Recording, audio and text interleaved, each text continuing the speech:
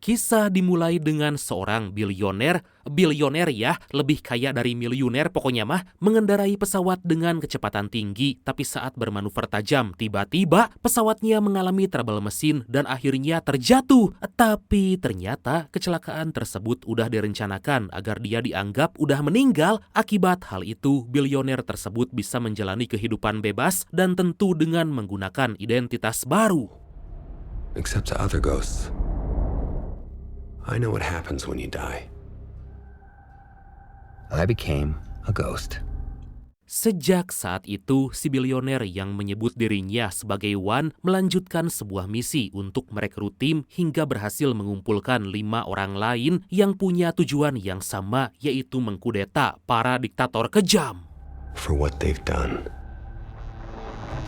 Dan inilah Six Underground.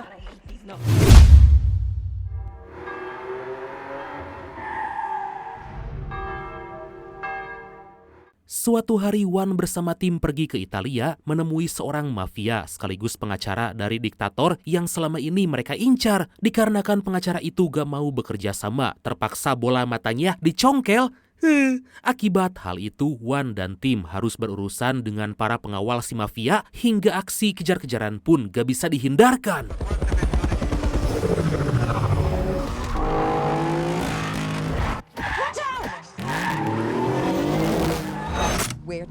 Sebelum lebih jauh, alangkah baiknya kita kenalan dulu dengan semua tim ini. Mulai dari seorang driver handal yang saat ini dipanggil dengan Six, mantan anggota CIA yang cantik dan mencenut yaitu Tu, lalu seorang dokter yang gak kalah cantik juga, tapi manis bagaikan gula kawung yang bernama Five, pemuda yang memiliki keahlian parkur dan dipanggil Four, dan yang terakhir seorang pembunuh bayaran yang dikenal dengan nama Tree.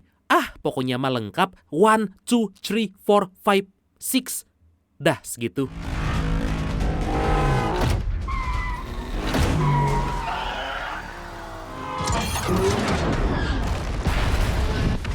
Wan dan tim masih berusaha melarikan diri dari kejaran para pengawal mafia, bahkan dalam sekejap berhasil membuat porak-poranda seisi kota. Dengan kemampuan yang dimiliki, Six terus gaspol dan menyingkirkan para musuh, tapi aksinya itu gak mudah karena ternyata musuh yang mengejar malah semakin banyak. Dikarenakan terus ditembaki, akhirnya Six gagal mengemudikan mobil dan tewas di tempat.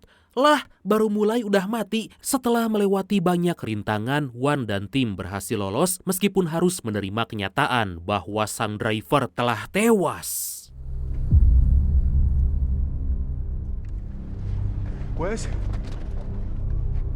Pada keesokan hari, Wan bersama tim terlihat sangat sedih karena harus kehilangan anggota tim mereka. Meskipun mereka gak saling tahu nama satu sama lain, tapi udah seperti keluarga karena punya misi yang sama. Mereka pun melemparkan mayat si driver alias Six ke tengah lautan.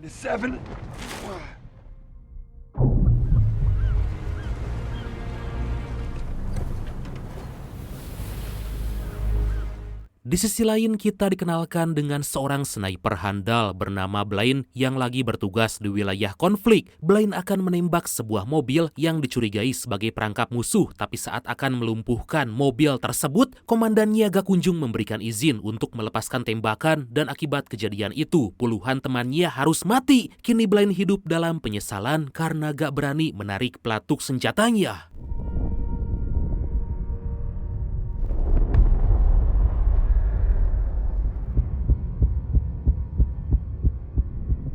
Singkat cerita, Blaine didatangi oleh Wan dan akan direkrut untuk masuk ke dalam tim. Wan berkata bahwa Blaine akan selalu diizinkan untuk menembak karena timnya akan memburu penjahat paling kejam.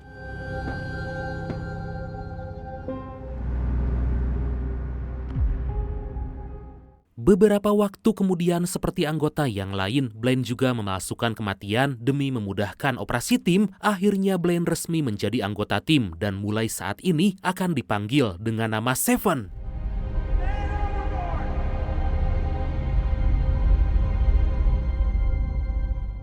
Dari sana Seven diajak berkumpul di markas dan dikenalkan dengan anggota tim yang lain. Demi menjaga kerahasiaan, Wan mengingatkan Seven hanya bisa berkunjung ke tempat yang belum pernah dia datangi. Kemudian Wan menunjukkan target yang harus dihabisi oleh Seven, yaitu seorang diktator kejam bernama Rovak.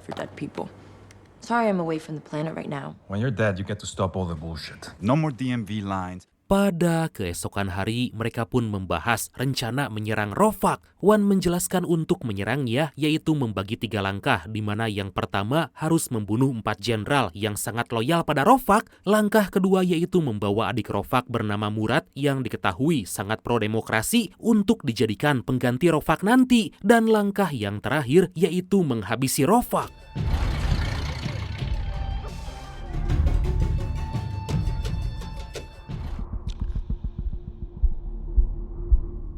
Sejenak kita flashback ke tahun lalu di mana Wan pergi ke perbatasan Turkistan untuk membantu yayasan yang membantu warga Karnaga mendapatkan perlindungan kesehatan dari negara. Melihat kondisi di sana, Wan semakin teguh untuk segera menghabisi Rovak karena kekejaman dan keserakahannya telah menyengsarakan warga.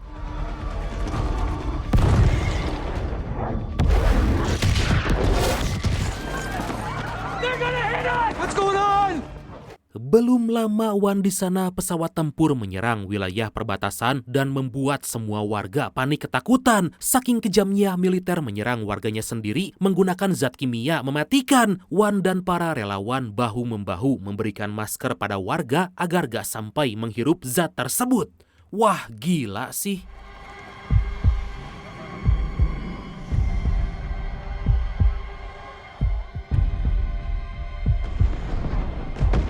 Di tempat lain, Rovak diberitahu asistennya bahwa media internasional telah memberitakan kekejamannya yang telah menyerang warga menggunakan zat kimia berbahaya. Tapi Rovak malah berkata bahwa yang dia lakukan itu justru agar gak terjadi pertumpahan darah.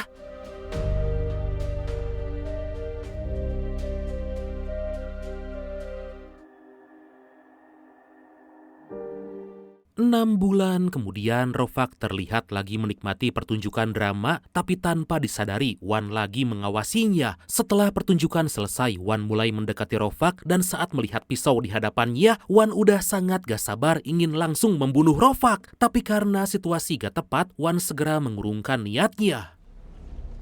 In life, totally different. Wan mencoba ngobrol dengan Rovak untuk mengetahui bagaimana cara dia berpikir setelah melihat pertunjukan drama tadi. Wan bahkan sampai membuat Rovak kesal hingga dihadang oleh pengawal, tapi sama sekali gak membuat Wan gentar. Setelah itu semua, Wan bertekad akan menghilang dari dunia dan akan melakukan misi, yaitu menghabisi para diktator kejam karena gak mau lagi melihat warga menderita seperti yang terjadi di Turkistan.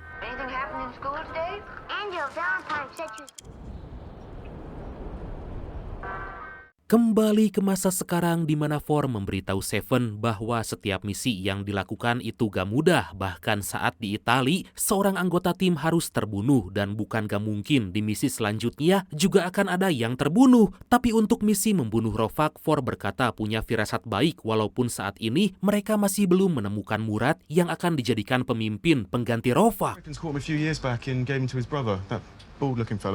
Beberapa waktu kemudian, Wan dan tim kembali berkumpul mencari tahu di mana keberadaan 4 jenderal loyalis Rovak berada. Dengan menggunakan teknologi canggih dan bola mata dari si pengacara Rovak yang mereka habisi di Itali, mereka berhasil menyadap beberapa informasi penting. Dan akhirnya mereka pun tahu di mana posisi para jenderal itu yang ternyata lagi berada di Las Vegas.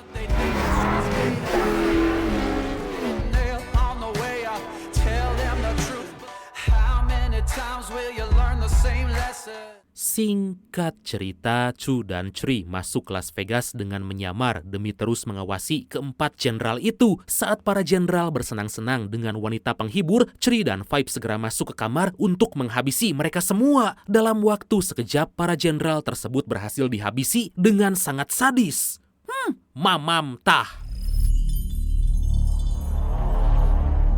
Tersisa satu jenderal lagi, tapi gak langsung dibunuh karena Wan dan tim akan menanyakan di manakah keberadaan Murad. Si jenderal itu dibuat gak berkutik sama sekali dan akhirnya memberitahu bahwa Murad berada di sebuah penthouse di Hong Kong. Setelah mendapat informasi, si jenderal tetap gak dibiarkan hidup dan langsung dihabisi seperti jenderal yang lain. Tentu kematian 4 jenderalnya membuat Rofak sangat murka dan akan mencari tahu siapakah yang telah berani membunuh mereka. Rofak langsung menunjuk jenderal baru agar gak terjadi kekosongan jabatan, tapi dia melakukan itu dengan cara yang sangat di luar akal sehat. Di tempat lain, Wan beserta tim bersiap pergi ke Hong Kong untuk membawa adik Rofak yaitu Murad. Merasa penasaran, Seven menanyakan bagaimana Wan bisa mengumpulkan semua anggota tim. Kemudian Four menjelaskan awal mula dia bergabung dengan Wan. Policia! Policia! Tepatnya di kota Kiev, Four ternyata selain ahli parkur juga merupakan seorang pencuri. Kemampuan parkur dia gunakan agar memudahkan saat kabur jika aksi pencuriannya ketahuan. Saat melakukan aksi pencurian di sebuah rumah konglomerat, Four bersama rekannya malah ketahuan hingga dia pun langsung kabur. Tapi Four harus terjatuh dari ketinggian karena dikhianati oleh temannya. I'm rich. Kecelakaan tersebut membuat Four luka parah bahkan langsung pingsan, tapi saat terbangun Four udah dalam kondisi terikat dan ditodong oleh sebuah senjata. Ternyata semua itu dilakukan oleh Wan yang ingin merekrutnya ke dalam tim. Are you afraid? Melihat tampang kejam dari Wan membuat Four sangat ketakutan dan tiba-tiba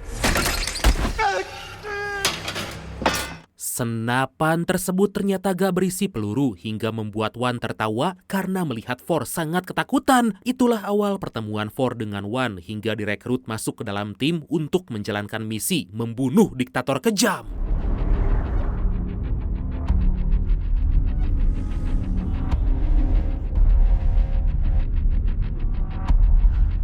Di tempat lain, Rofak tengah menemui Murad sambil liburan karena penat memikirkan kematian keempat jenderalnya. Di sana Rofak mengejek interior penthouse Murad karena sama sekali gak punya cita rasa seni yang tinggi. Rofak dan Murad bahkan sempat cekcok soal desain karena Rofak lebih suka warna emas, tapi Murad lebih suka warna hitam. Art. Ugly art. Kemudian Murad menunjukkan koran yang menuliskan tentang kekejaman Rofak menyerang warga di perbatasan dengan senjata kimia. Murad berkata apa yang dilakukan Rofak itu sangat gak manusiawi dan tentu akan dikecam oleh negara lain. Rofak sama sekali gak ingin membahas itu dan malah bercerita bahwa keempat jenderalnya baru aja dibunuh saat liburan di Las Vegas. Rofak berkata bahwa kematian mereka justru akan membuatnya meningkatkan senjata kimia dan jika bisa menjadi senjata pembunuh massal. Sontak Murad berkata bahwa kemungkinan gak akan lama lagi Rofak akan dihukum karena perlakuannya terhadap warga di perbatasan. Tapi Rofak malah menjawab baik Amerika maupun Rusia gak akan berani menentangnya karena dua negara itu ikut andil membentuknya menjadi diktator kejam. Di sisi lain, Wan dan tim sebentar lagi akan tiba di Hong Kong, tapi karena gak punya izin mengudara, pesawat mereka pun terbang dengan ketinggian rendah. Meskipun sangat-sangat beresiko, tapi mereka berhasil mendarat dengan selamat. And I couldn't cut through it even with a $1 billion sword. The world is wrapped in red tape. Pada malam hari, Wan membagi tugas dan untuk memudahkan aksi, mereka akan menggunakan gas yang bisa membuat siapapun yang menghirupnya tertawa. Wan juga mengingatkan bahwa itu semua harus dilakukan dengan rapi karena mereka hanya punya waktu 15 menit untuk melarikan diri sebelum polisi datang.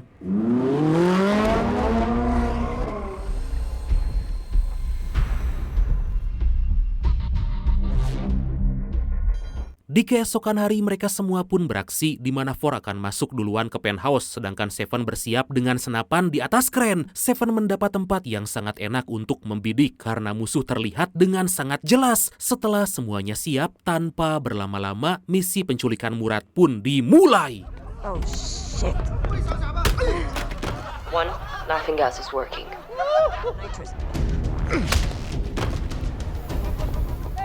Dalam sekejap, semua penjaga di sana tertawa terbahak-bahak, tapi Five kecolongan karena seorang penjaga berhasil menutup hidung dan segera menghubungi polisi. Five langsung melapor pada One dan mereka hanya punya sisa waktu 13 menit untuk menjalankan aksi. I'm gonna need your finger. Come here. 4 bogeys. Rooftop. Sementara itu para penjaga telah bersiap karena situasi mulai gak aman dan mulai melakukan pengecekan ke setiap tempat. Four langsung bersembunyi ke dalam kolam agar gak sampai ketahuan. Seven terus melaporkan situasi pada Four di mana saat ini para penjaga udah mulai mendekat ke kolam. Melihat Four akan kehabisan nafas, Seven meminta izin untuk menembak tapi One melarang karena aksi mereka bisa ketahuan.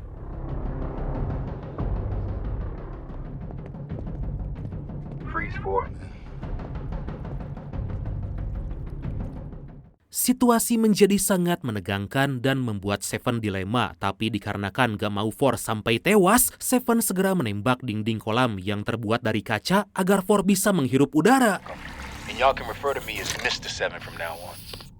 Di sisi lain, Chu dan Ceri mulai bergerak menuju penthouse Murad, tapi karena ceroboh, Ceri lupa memasang filter pada masker dan dia pun agak ngefly. Hal itu membuat Wan kesal karena bisa-bisanya dalam situasi segenting itu mereka malah ceroboh. How you doing over there? Having fun yet? Akhirnya Four berhasil keluar dari kolam lalu kembali memanjat untuk memasangkan sebuah speaker di mana saat waktunya tiba, Wan akan menyalakan musik untuk mengganggu para penjaga Murad. Setelah alat tersebut berhasil terpasang, tanpa pikir panjang, Wan menyalakan musik dan mereka pun kembali beraksi.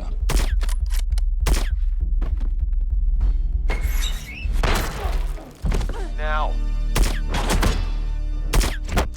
Dalam waktu sekejap semua penjaga Murad berhasil dikalahkan, lalu Four segera membawa Murad keluar. Tapi secara gak sengaja, Seven malah menembak Ceri karena ceroboh, tapi beruntung peluru hanya mengenai masker yang ternyata terbuat dari lapisan anti peluru. Aduh, bisa-bisanya. We got 5 more targets. Gak lama kemudian, para penjaga dengan jumlah yang sangat banyak bermunculan dan membuat Wan heran karena dari informasi yang didapat, penjaga Murad gak sebanyak itu. Tapi karena kegok belang borontok eker alias kepalang tanggung, mereka pun segera melakukan perlawanan.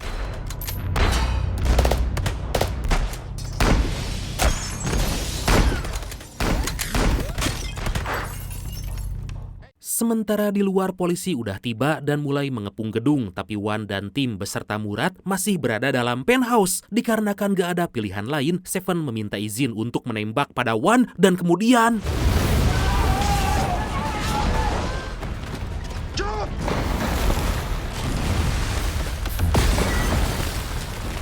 Keputusan Seven tersebut membuat Wan sangat marah karena hampir aja membuat semua tim terjatuh dari atas gedung. Wan pun akan memberikan pelajaran pada Seven setelah misi tersebut selesai dilakukan. Akhirnya Wan tiba di atap gedung dan dia terkejut melihat Murad malah dihajar oleh Tri. Wan langsung meminta agar Tri jangan lagi menghajar Murad karena dia orang baik dan akan dibawa untuk menggantikan Rofak. Dengan sangat santai, Wan melempar Murad agar segera pindah ke gedung sebelah.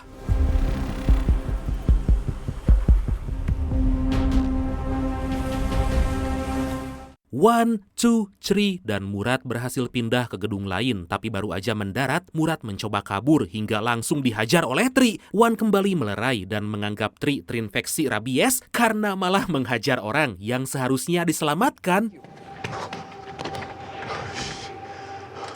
Beberapa waktu kemudian, Four menghubungi Wan berkata bahwa dia gak bisa menyeberang karena penjaga Murad telah memotong tali. Four akan berjuang sendirian menghadapi para penjaga. Wan segera minta maaf gak bisa menyelamatkan Four karena sangat beresiko jika kembali ke dalam penthouse.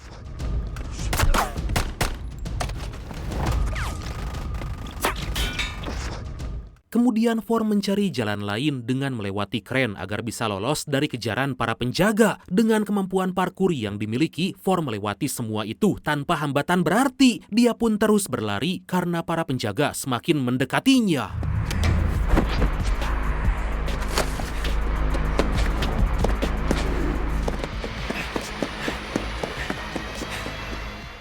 Tapi meskipun udah berlari sekencang mungkin, For berhasil dihentikan oleh seorang penjaga dan kemudian For kembali berlari dan melompat di antara tiang-tiang gedung yang belum jadi. For betul-betul mengerahkan semua kemampuan agar bisa lolos, tapi para penjaga gak ingin menyerah.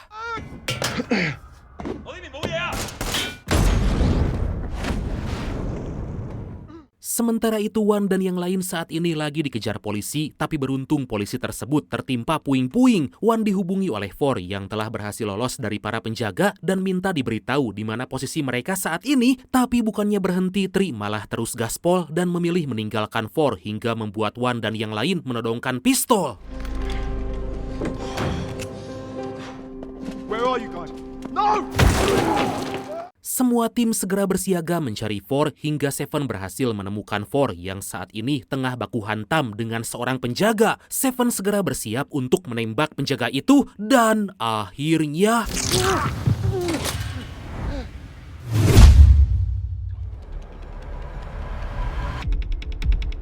Beberapa waktu kemudian, Rofak meminta seorang ketua tim pembunuh bayaran untuk memburu Wan dan yang lain. Tapi karena mereka telah dianggap meninggal, para pembunuh bayaran itu sangat kesulitan menemukan data mereka. Tapi tentu Rofak sama sekali gak mau tahu dan meminta agar mereka segera ditemukan dan dihabisi.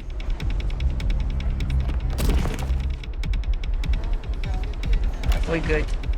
Di tempat lain, Wan dan Seven terlibat cekcok karena Seven kesal saat di penthouse, Wan malah meninggalkan For dan membiarkan melawan para penjaga sendirian. Seven berkata bahwa keselamatan tim jauh lebih penting dibanding menyelesaikan misi. Nah, betul itu. Tapi Wan berkata bahwa sekarang Seven bukan lagi seorang prajurit dan semua anggota tim bukan lagi dengan profesi lamanya. She's not a doctor.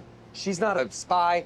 He's not a hitman. Kemudian Seven menyebutkan nama lalu memaksa For memberitahu nama asli karena kemarin udah dia selamatkan. For pun mengatakan nama aslinya dan semua anggota lain juga memberitahu nama masing-masing. I'm Javier.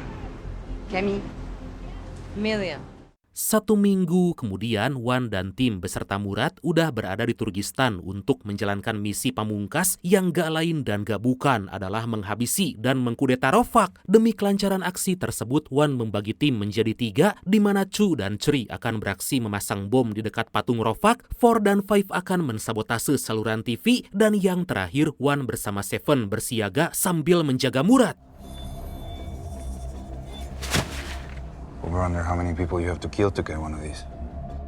Singkat cerita, bom telah berhasil dipasang dan saluran televisi juga udah berhasil disabotase. Kali ini Wan dan Seven menyamar menjadi perwakilan perusahaan untuk melakukan uji pembangkit listrik negara, padahal akan melakukan sabotase demi kelancaran aksi mereka.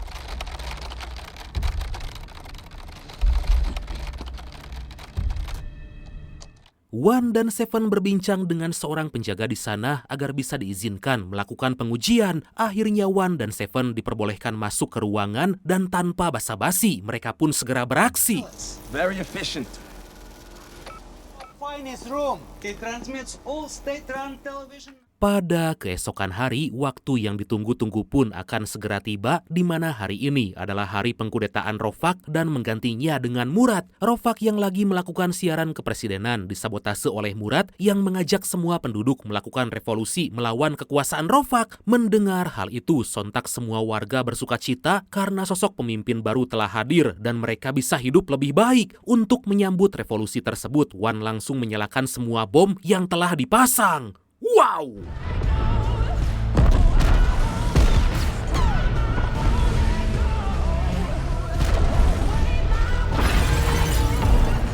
Kejadian itu membuat Rofak dan para pengawal segera pergi berlindung di tempat aman dan akan pergi menggunakan kapal. Saat Rofak dan para pengawalnya meninggalkan istana presiden, dengan cepat Murad beserta masyarakat pro-demokrasi masuk ke dalam istana untuk mengkudeta kekuasaan.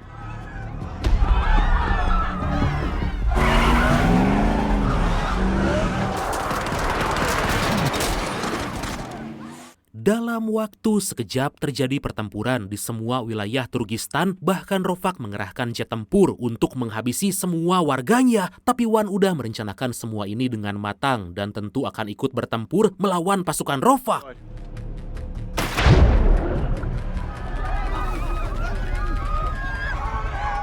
Beberapa saat kemudian, Rofak telah berada di kapal pesiar untuk segera pergi ke tempat perlindungan. Tapi gak akan dibiarkan begitu aja karena Wan dan tim udah bersiap untuk menyerang dan akhirnya pertempuran pun dimulai.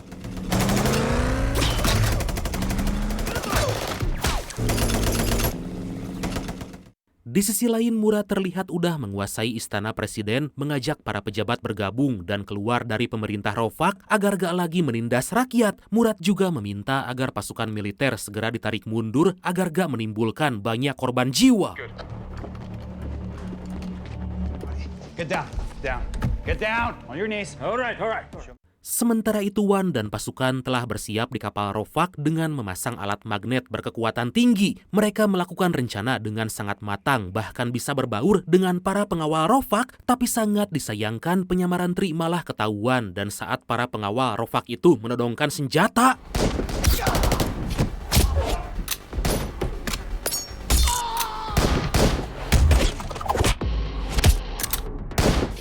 berbeda dengan Chu dan Tri, Wan masih aja belum bisa mengaktifkan alatnya hingga harus bertahan ditembaki oleh para pengawal Rofak. Suasana menjadi sangat menegangkan saat sebuah bom dilemparkan ke hadapan Wan, tapi tiba-tiba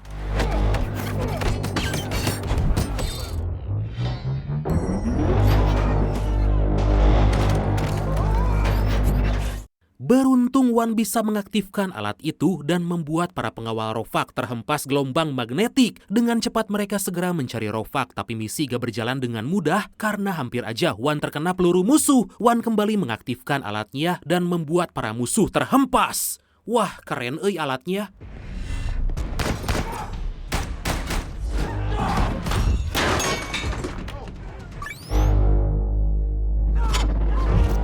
Gak lama kemudian Wan dan tim terdesak karena alat magnet belum bisa diaktifkan kembali, sedangkan para pengawal Rofak terus menyerang. Wan memerintahkan tim segera berpencar demi bisa menemukan Rofak, tapi Wan malah dihadang oleh para pengawal dan aksi baku hantam pun gak bisa dihindarkan.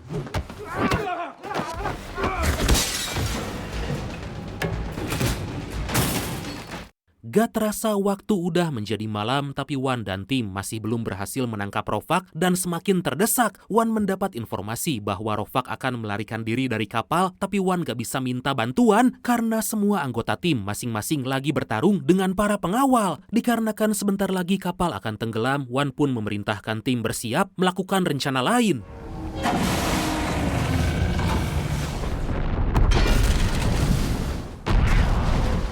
Beberapa saat kemudian, Rofak berhasil keluar dari kapal menggunakan skoci dan segera pergi menuju sebuah helikopter. Ternyata dalam heli itu udah terdapat Murad. Hegsia, dengan cepat Wan beserta tim segera menodongkan senjata pada Rofak.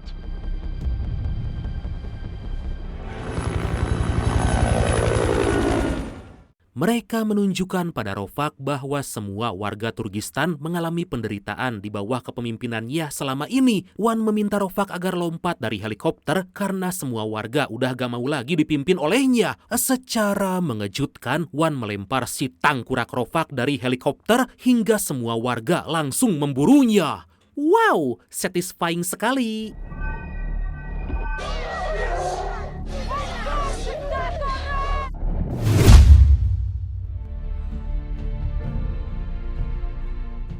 Satu bulan kemudian, Wan dan tim berpisah lalu berkumpul kembali demi menumbangkan pemimpin diktator atau otoriter lain. Meskipun mereka gak bisa kembali pada kehidupan sebelumnya, tapi mereka sangat bahagia karena bisa ikut mewujudkan perdamaian dunia.